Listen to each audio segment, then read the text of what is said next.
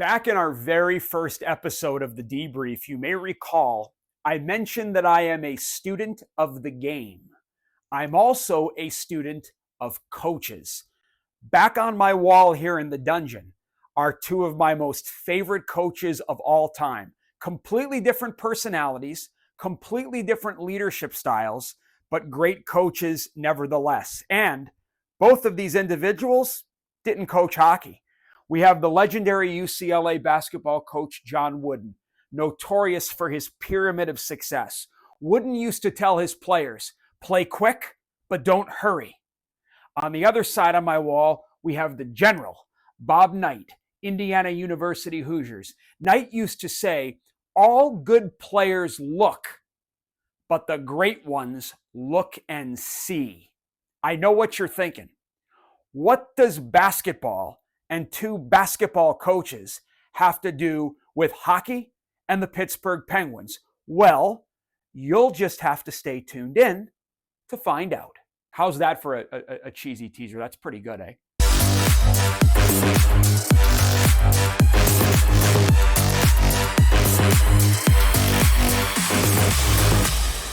All right, everybody. So more on these basketball references and their relevance to today's episode of the Debrief in just a couple moments. First off, I want to take a minute and just set the table for where we are. So the Pittsburgh Penguins open the season with 4 games in 6 days. We all know how opening night went against the New York Rangers.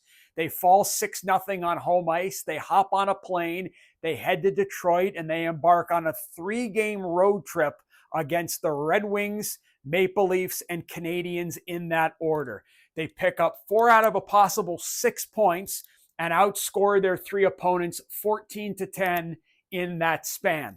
What does that amount to? Well, it amounts to exactly what Mike Sullivan said after the game on Monday night.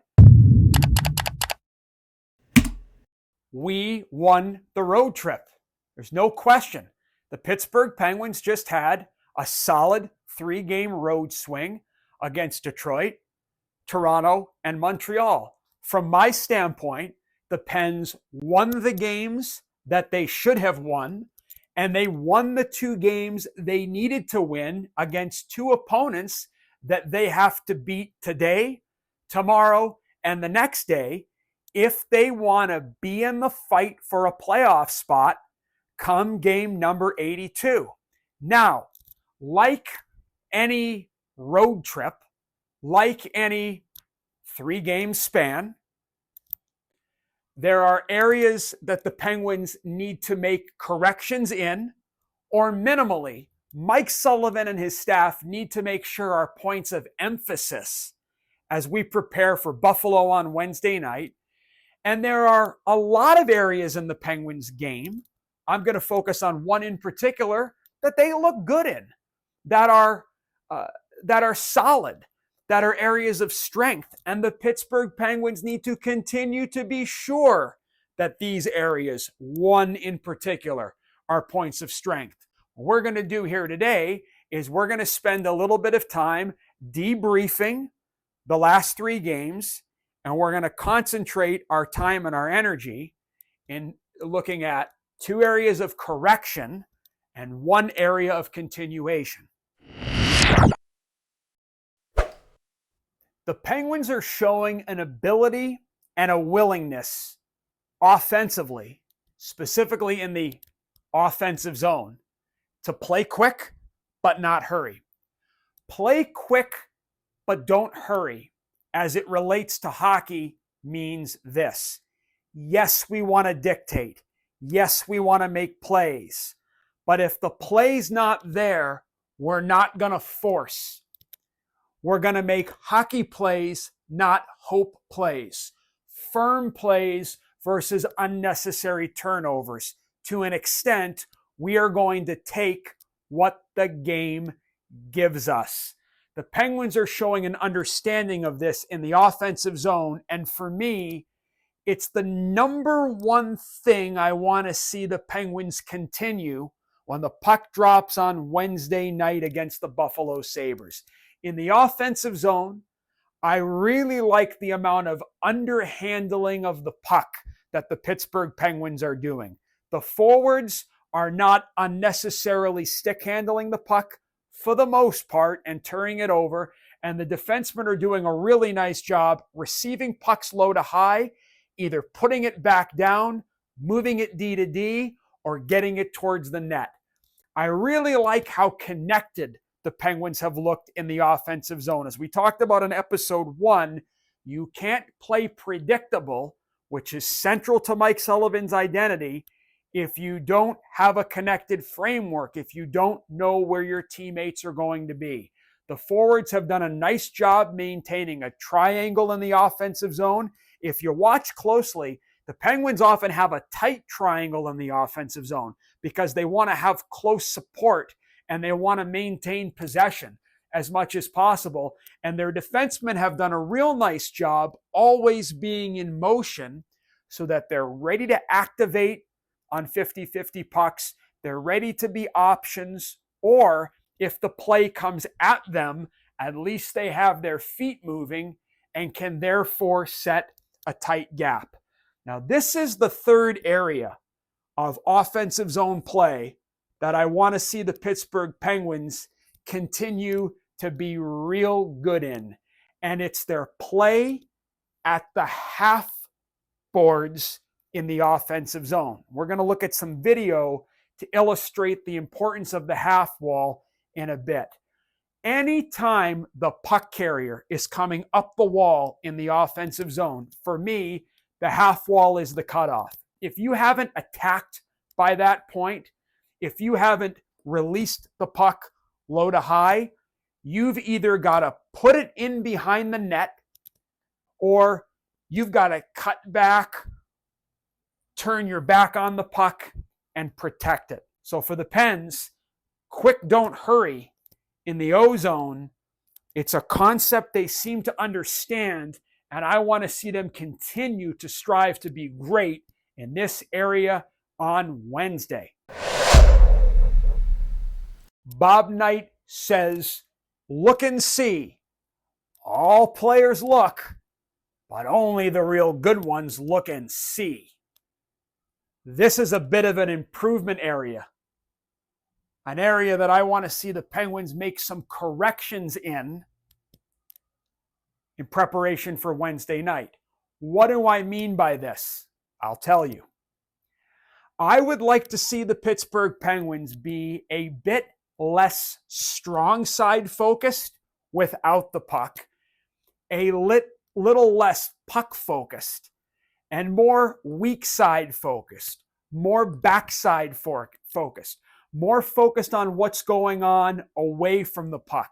I'd like to see more Penguins players play a 360-degree game, scan the entire ice, be aware of what's going on at the front or puck side, but also what's going on the weak side or on the back side. And for me, the two areas that I want to see more of a focus on looking and seeing their rush coverage, and in the defensive zone, watching the backside, being aware of what's going on the backside to protect against cross ice plays, which is going to be really, really important against their next two opponents.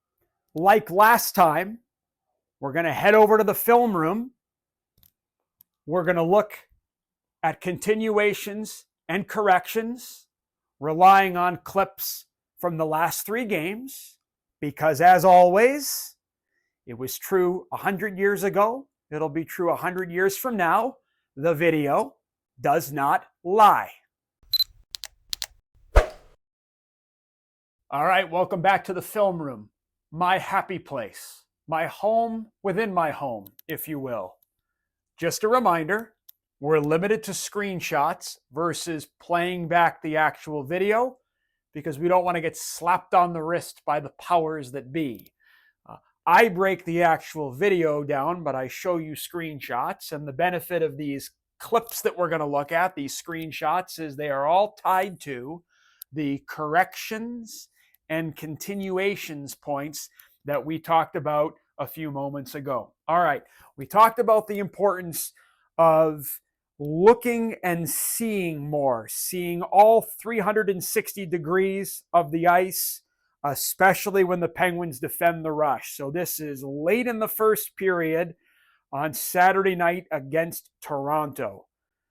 We have a change of possession here in the neutral zone. The Montreal Canadiens come up with the puck. They're attacking two forwards versus two Penguins defensemen and the first forward back, Sidney Crosby.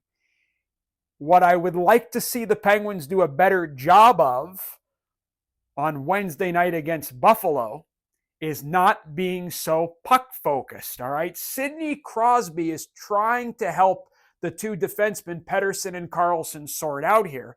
The challenge is no one is picking up the fourth attacker who's about to come in on the screen, Bobby McMann, a young player for the Toronto Maple Leafs.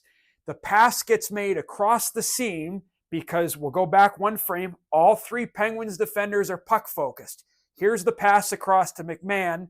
McMann releases a shot on goal, and Blomqvist does a great job smothering it. Boy, this guy down here probably a bit pissed off at McMann for not seeing him on the backside. Things could have been even worse for the Penguins in that situation. Look and see the entire zone. Here's the first goal against versus Detroit in game number 2 of the regular season, a Penguins win. The Red Wings attack the Penguins by coming off the wall, which is really, really good for the puck carrier to do. We've got a one-on-one here from Marcus Pettersson. We've got Erik Karlsson closing ice. We've got Bunting, first forward back, and we've got Drew O'Connor, the secondary hunt, as we like to call it. This is a 3-on-4 situation. Unfortunately, puck focused, puck focused, puck focused, puck focused, puck focused. They've got 5 back. But being back is not enough. That's only part of it. You've got to be backed and you've got to be engaged physically and mentally. Everyone's watching the puck. Nobody is picking up Alex DeBrincat, one of the most talented forwards on the entire Detroit Red Wings team. Puck's in the net. Penguins are down 1-0, roughly 4 minutes in. They're back. They look, but they don't see. Once again, very puck focused, very strong side focused, not enough of a weak side emphasis. We'll go back to the game against Toronto. The Maple Leafs come up with the puck. I don't know if you can see it because it's very blurry, but here comes Evgeny Malkin. Ooh, back in the day, we know where that guy would be. He'd be hanging out somewhere in Lake Ontario. Nevertheless, it's a different era now. It's a different game, I know. Maple Leafs come up with the puck through the neutral zone. We have a 2-on-1 with Letang, who is active in the play, hustling back, and a third Toronto player trying to get up. What I don't like about this particular rush against is both Chris Letang and his teammate 2-on-1 the puck carrier. Again, puck focused, strong side focused, not eyeballing the two backside players for Toronto. In this case, the Penguins are able to recover because Chris Letang is so darn athletic and so darn good that when the puck carrier attempts to slip it through, Letang is able to recover. The great athlete that he is, get a stick on the puck and break up the play. And a nice hit by Matt Grzelcyk, a player that I really like in the black and gold. Now, this is more of what we want to see. All right, we got the Toronto Maple Leafs coming up the rink, 2-on-1 with the hunting player coming back. Now, this is what I absolutely want to see. I believe this is Grzelcyk. Sidney Crosby is coming back. He and his defenseman are talking in this situation. Crosby is going to take the puck carrier. Weak side defenseman is going to protect the backside or weak side. And this is more of the picture that I want to see. That one extra step to the middle to show his coach, David Quinn, who's in charge of the D, not only have I looked, that is Grizzlick, but I see the backside. And a nice job by Sidney Crosby to hustle back and sort out with his teammate.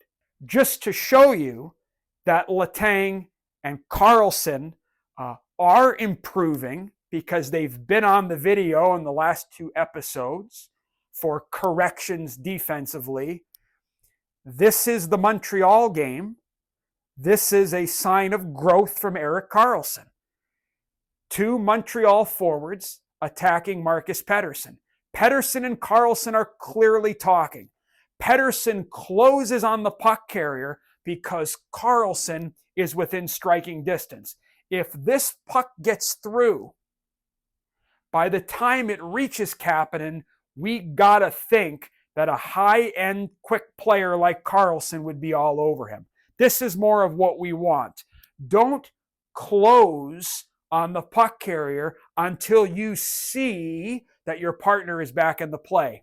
Nicely done.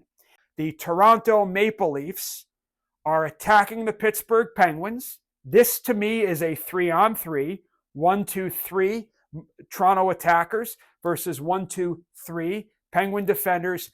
Watch Anthony Beauvillier in this clip. Look at him point. Look at him talk. What he is telling Marcus Pettersson is, join Erik Karlsson on the strong side. You pick up attacking player 2 for Toronto. I got the third guy, Marner. That's looking, seeing, talking, and sorting out. And what do you know? I believe this is Matthews tries to find Marner, and it's right on the stick of Anthony Beauvillier, who is back and engaged in the play. I absolutely love that.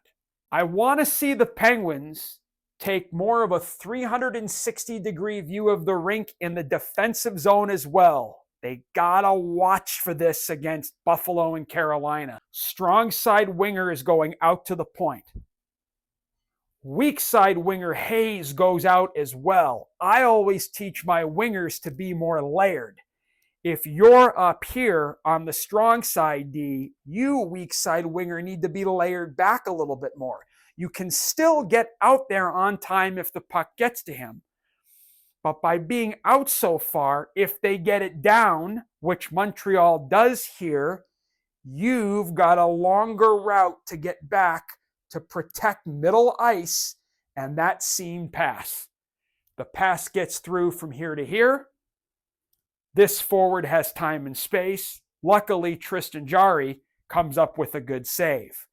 Similar concept here defensively. Pens are a little too puck focused and not enough focus on the backside. So we've got a turned body here, and we've got a little bit of a loop going on over here. All right. Montreal comes up with the puck. Ricard Raquel, I'm going to back it up one frame. He's not in the picture. He should be right in this area here. He's up a little too high outside the play.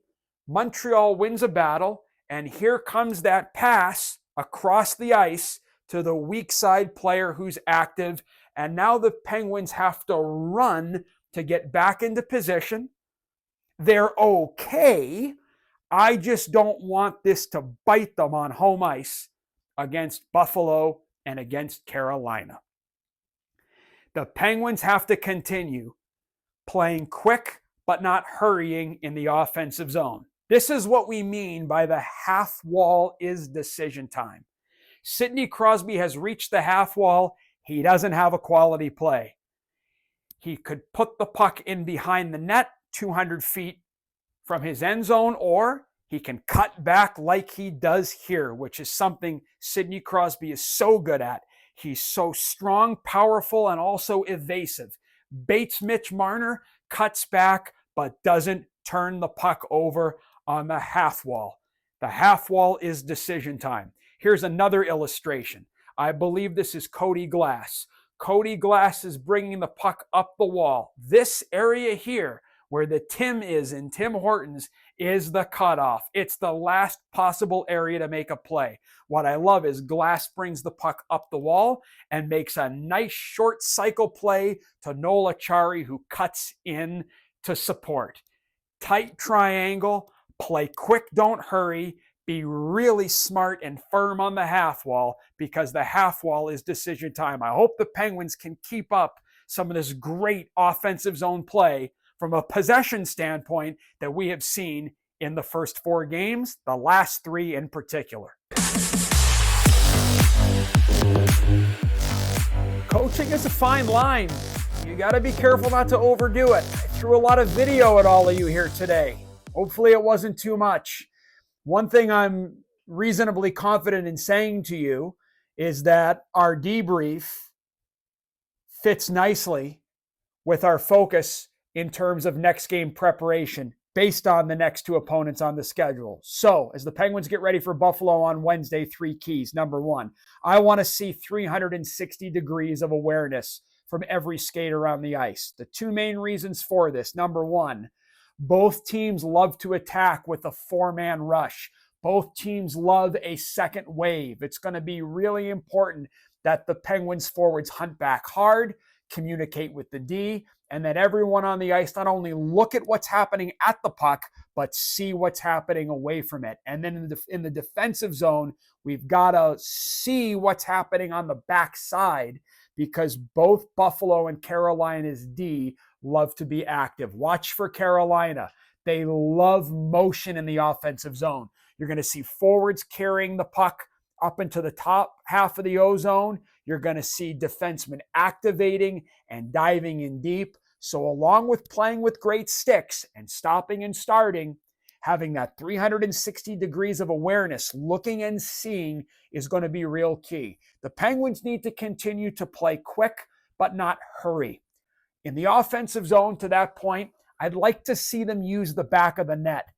Buffalo's head coach, Lindy Ruff, has been talking since day number 1 of training camp about wanting to see his team place a heavy emphasis on winning races and battles. He believes that that's central to Buffalo's identity as he tries to get that team going in the right direction. If I'm the Penguins, especially their forwards, I want to invite Buffalo's defenders into the trenches, into the mud. I want to take them on one-on-one. So let's see if the Sabres are willing to compete with us in an area of the rink that's becoming very central to the Penguins' identity, and that's below the hash marks in the offensive zone. And third key, I'd like to see the Penguins play firm and simple with the puck off the rush.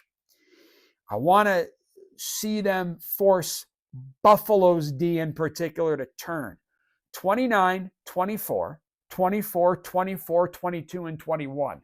Those are not tonight's winning lotto numbers.